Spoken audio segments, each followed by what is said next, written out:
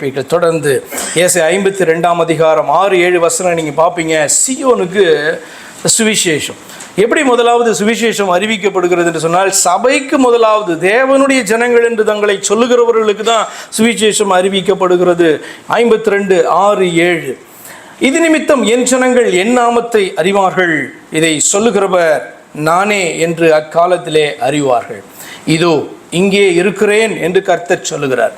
சமாதானத்தை கூறி நற்காரியங்களை சுவிசேஷமாய் அறிவித்து ரட்சிப்பை பிரசித்தப்படுத்தி, ரட்சிப்பு பார்த்தீங்கன்னா பிரசித்தப்படுத்தினா காஸ்பல் அல்லது இந்த சுவிசேஷம் என்பது பிரசித்தப்படுத்தப்படுகிறது. பிரசித்தப்படுத்தி உன் தேவன் ராஜரீகம் பண்ணுகிறார் என்று சீயோனுக்கு சொல்லுகிற சுவிசேஷகனுடைய பாதங்கள் மலைகளின் மேல் எவ்வளவு அழகாக இருக்கிறது. இந்த பகுதி பார்த்தீங்க அப்படின்னு சொன்னால் சீயோனுக்கே சுவிசேஷம் என்ன அப்படின்னா, உன்னுடைய தேவன் ராஜரீகம் பண்ணுகிறவர் என்று சொல்லுகிறதான செய்தி பார்த்தீங்கன்னா யாருக்கு முதலாவது கொடுக்கப்படுறதுன்னா சபைக்கு கொடுக்கப்படுது. தேவனுடைய ஜனங்கள் என்று சொல்லுகிறவர்களுக்கு கொடுக்கப்படுகிறது.